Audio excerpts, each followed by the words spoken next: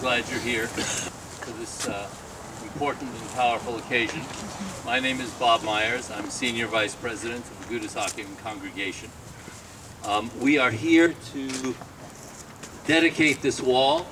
We are here to honor those among us and those who are not among us. The wall was built by Ben Richard, who is the son of Mark and Diane Richard. Ben is also a son of the Agudas Achim Congregation, having celebrated all of his life cycle events here. I'd like to invite Ben to come up and tell us about the wall. He did this as part of his Eagle Scout project. Can't pronounce it if you're not an Eagle Scout. So Ben, come on up and tell us about this project, and congratulations and thanks.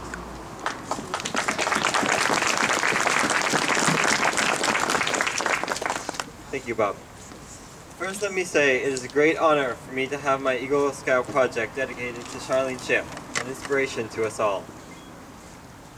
For those of you who are not familiar with what is involved in becoming an Eagle Scout, one of the many requirements is completion of an Eagle Scout project. An Eagle Scout project is designed to teach a Scout the skills of leadership in a way that benefits the community. When I first started to think about what I might choose as my Eagle Scout project, Agudas Achim was the first place I thought about. I decided that the community I wanted to give back to should be somewhere I knew and I loved. I approached Rabbi Moline last fall and asked about doing my Eagle project here. He told me about a project the synagogue had begun to plan 15 years ago. He explained that the plan was for a wall of some sort, with a standing area next to it, which incorporated 8 stones from the Warsaw Ghetto and was evocative of the Western Wall in Jerusalem. He showed me the stones, which the synagogue had in storage for over a decade, and asked what I thought of the project. The decision was easy. I knew as soon as I heard about it that this was going to be my project. I started to develop plans and brainstormed about the design and how to incorporate the stones. I played around with Google SketchUp and made a sketch of what I thought this would become. It looked just about like this. I made a presentation to the board and began all of the paperwork I needed to actually get started. I drew up plans with help from our family friend, congregant, architect, and fellow Eagle Scout Barry Yacht. I got a building permit and began to review techniques for building walls and search for materials. Because of my mom's business relationships, I was able to get invaluable support from professionals in the construction industry, including John Curtis of Boston Properties, who is here with us today. Thank you, Mr. Curtis.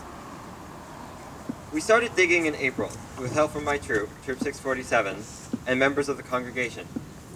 A major part of this project you don't see right now because it's on the ground.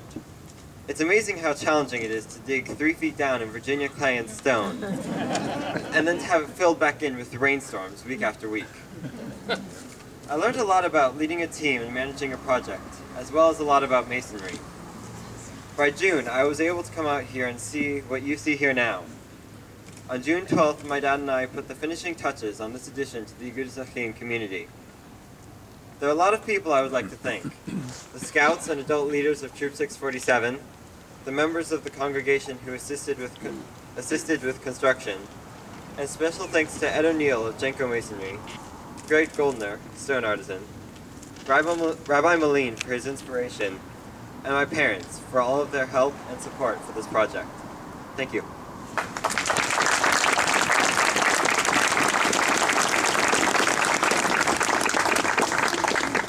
Remarkable young man. We have an original poem written by our friend and congregant, Jackie Jules, called Meditation at the Wall.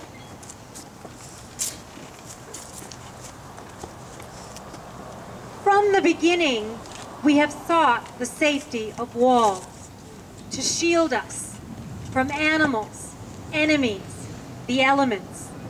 Within their sheltering presence, we dine and rest, make babies, and grow old.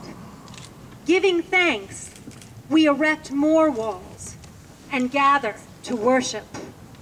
Walls embrace our songs, enclose our supplications, We praise and beg within their sheltering presence.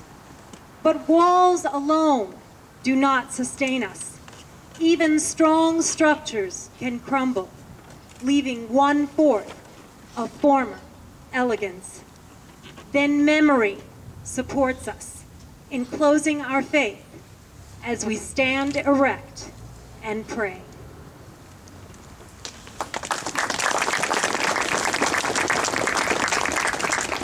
Thank you so much for those inspiring words. I'd like to invite our Rabbi, Jack Moline, to come up. And he does. Thank you all for being here today. It is really a remarkable day for our congregation and for our community. I've been asked to sort of contextualize all of this, which is, I guess, my job around here in general.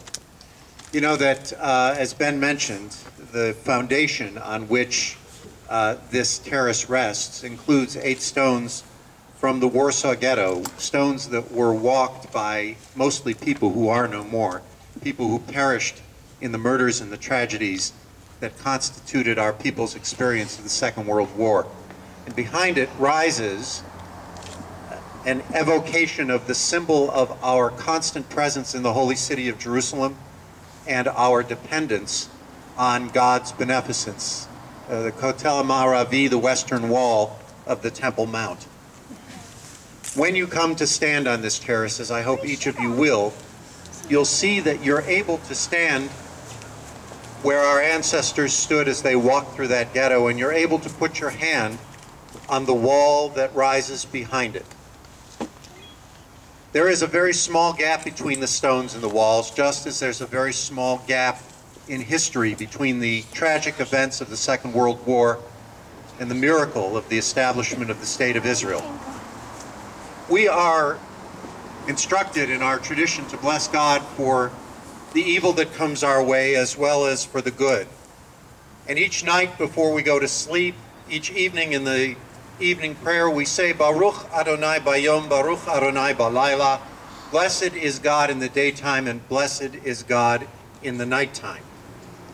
But the fact of the matter is that were it not for human efforts, were it not for the heroics of those who resisted the Nazis, the determination of those who survived, we would not be here to dedicate the stones that make up the terrace area today. And were it not for the bravery and the foresight of the pioneers and the soldiers and the simple settlers who came to the Holy Land to build a Jewish state and to be built by a Jewish state, the wall that we remember, that we evoke with the structure behind us, wouldn't exist. What bridged that gap between our darkness and our light, between our night and our morning, between our tragedy and our triumph, was human effort. And while we must not neglect the role that God plays in the ultimate beneficence of Jewish history, the fact of the matter is that it is we who are here today who represent the link that took us from tragedy to triumph, that took us from darkness to light. We have good reason to be enthusiastic about our ability to call to mind the great miracle of our time, the State of Israel, a place I hope each of you will consider at some point in your life as being not just your homeland, but your home. And we have the great privilege to stand here and remember those who were lost before us, to stand where they stood, to reach up and to bridge their lives with our future. And with that, I would like to remove the covering that is on the dedicatory plaque, and I'll read it to you because it's hard to see from where you are. The Schiff Family Terrace, dedicated to the Ed and Charlene Schiff family, to remember all who perished in or survived the Shoah, and to remind us of the miracle that is modern Israel. December 11th, 2011, 15th of Kislev, 5772, Am Yisrael Chai, meditation wall inspired by the Kotel, incorporating cobblestones from the Warsaw Ghetto, built by Benjamin Richer as his Eagle Scout project. Mazel tov to all of us.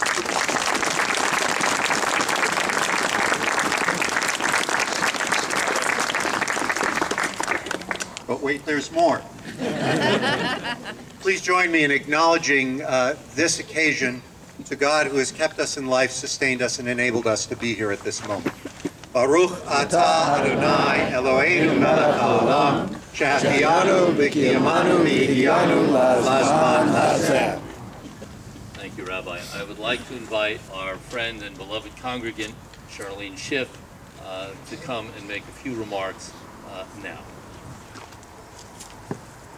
Distinguished guests, ladies and gentlemen, I am humbled and overwhelmed by this honor.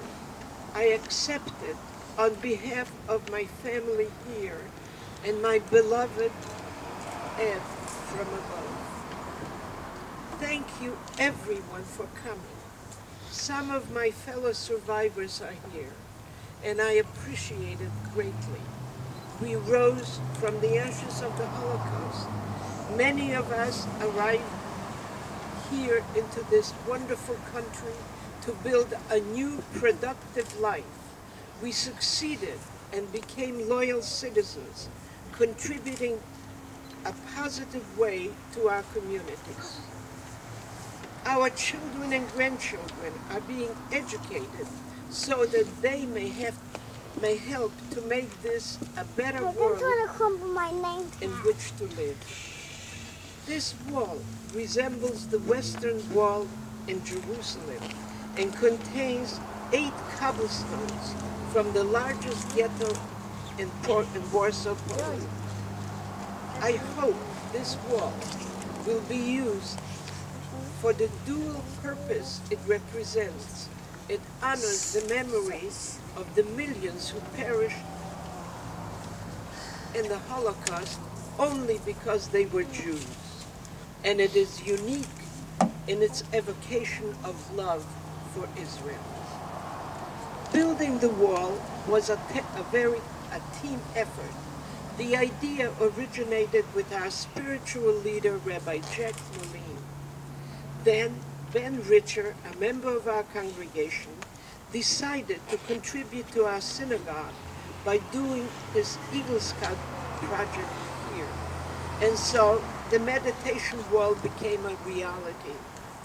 My dear friend Gail Weiss was appointed chair of a terrific committee, and plans were set in motion. Thank you to all who lent a helping hand. When the last survivor is no longer here, the wall will be a constant reminder to respect human rights, to stand up for justice, for tolerance and freedom for all humanity. At present, may it be a place for reflection, remembrance, and renewal. Again, my family and I extend our heartfelt thanks to everyone who contributed to this very meaningful project. Thank you.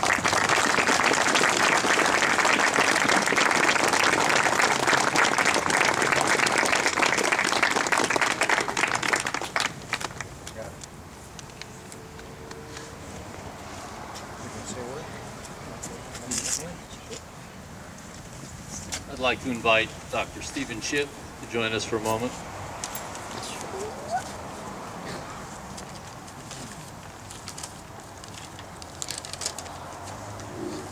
Thank you very much. Good afternoon, ladies and gentlemen. It is very meaningful that all of you have joined us today in order to dedicate this very special terrace. This wall represents a part of our collective history, both emotionally and physically. It reminds us of a very difficult and dark time in our past. However, it also stands as a symbol of our hope for the future. It was famously written by the philosopher Santayana that those who cannot remember the past are condemned to repeat it. With the help and support of my father when he was alive, it has been the mission of my mother over these last many years to ensure that the lessons of the Holocaust are never forgotten. She has enlightened a new generation about the four evil eyes: indifference, intolerance, ignorance, and injustice. I know that it is her hope that this terrace will inspire the next generation to reject those behaviors and to reaffirm the value of human life. It means very, very much to my mother, to my wife Sharon, and to me to have all of you here today to share in this very wonderful event, and our heartfelt thanks to all of you who made this happen. Thank you very much.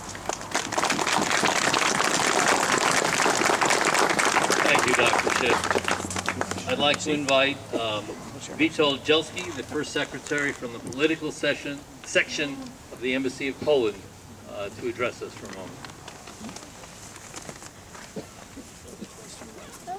Thank you so much. Oh, really close, okay.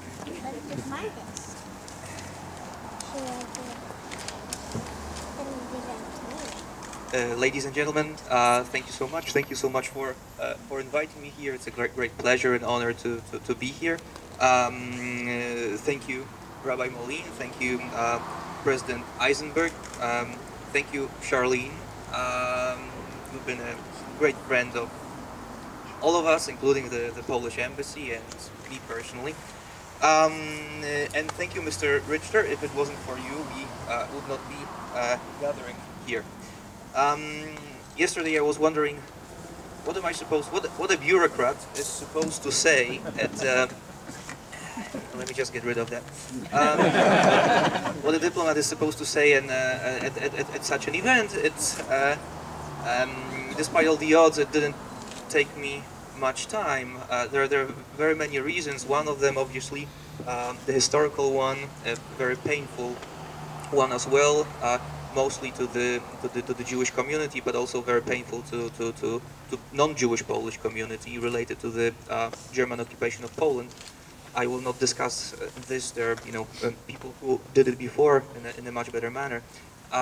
There is also another reason, namely the fact that Poland is still very much in the hearts of so many people, so many members of the Jewish community in the United States. So I imagine also this is why I'm here. This is the fact, the appreciation for Poland and the changes in Poland which have taken place already. This is something that we very much appreciate. And the third reason, I was wondering, why am I here for such events? You invite members of the congregation. I'm not one of them. You invite very important people. I'm not very important. And you invite all sorts of people, but also you invite friends, and I believe that's one of the reasons that I'm here, and I want to thank you so much for this friendship and for inviting me here. Thanks so much.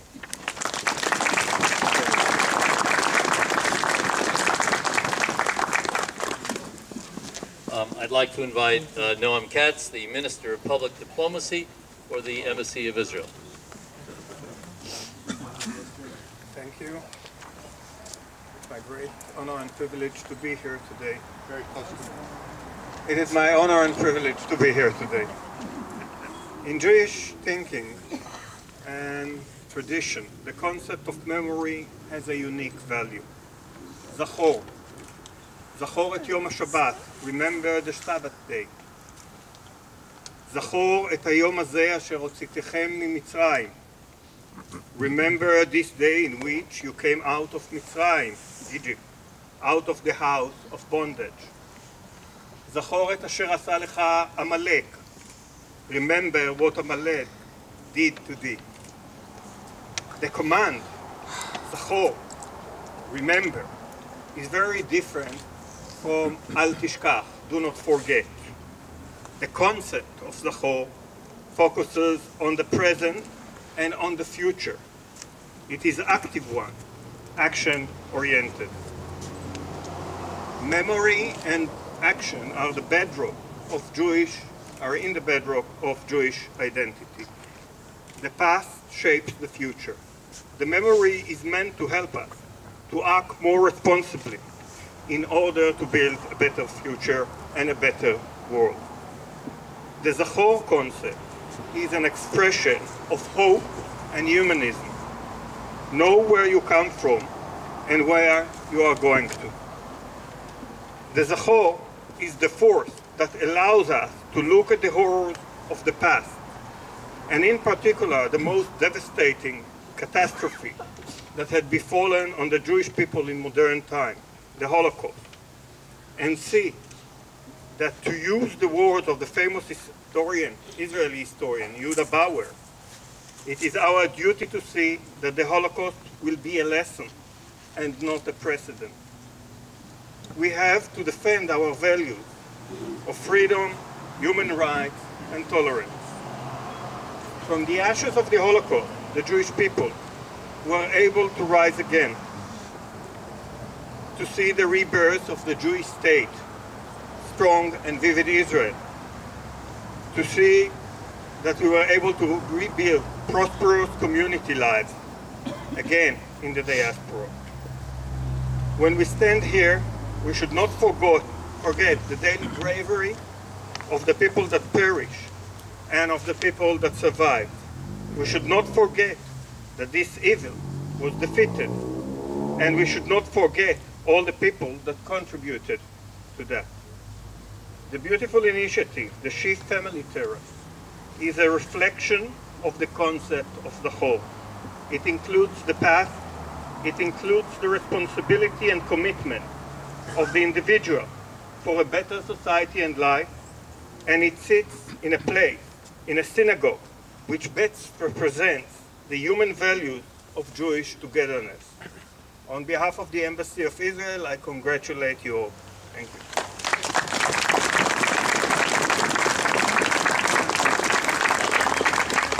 Thank you, Mr. Minister. We are joined and honored today by survivors and their families, and their names are in the program brochure. I want to say on behalf of the congregation and the board of directors that we are honored by your presence and by your support, and we look forward to continuing and enriching relationship. The rabbi mentioned that it was pioneers who helped create the state of Israel. There is a poem called The Paratroopers Cry, written by Chaim Chefer, an Israeli poet, and I would like to invite our president, the descendant of pioneers, Jeffrey Eisenberg, to come forward and read that for us. The Paratroopers Cry by Chaim Chefer.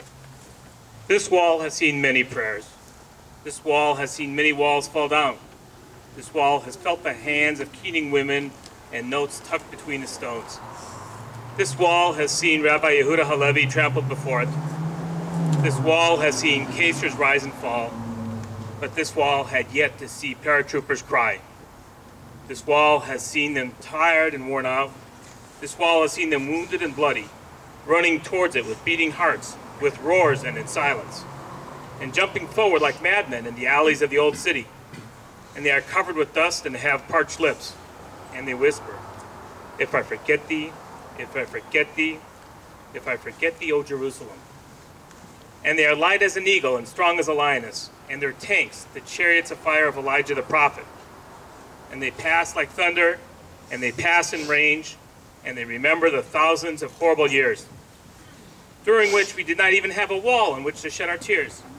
And here they are, standing before it and breathing deeply. And here they are looking at it with bittersweet pain. And the tears pour down, and they look at one another in embarrassment.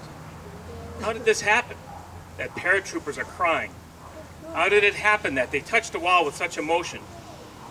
How does it happen that from the tears they turn to song?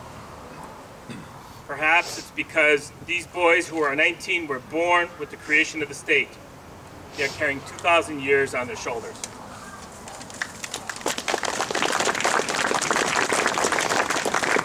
Thank you, Jeff. I'd like to invite our chorus, Shir Tzitzir, and our soloist, Arielle Greene. Ah, there she is.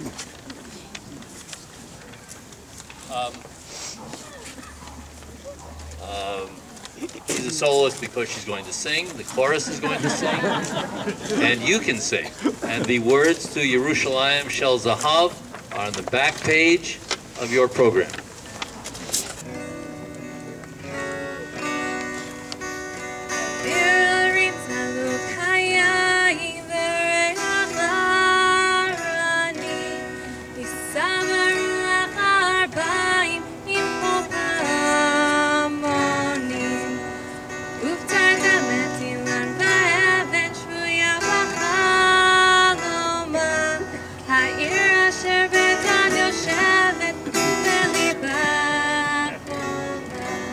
Yerushalayim shel zahav, v'shel nechoshet v'shalom, halalecho shirayim, ani kinor. Yerushalayim shel zahav, v'shel nechoshet v'shalom, halalecho shirayim, ani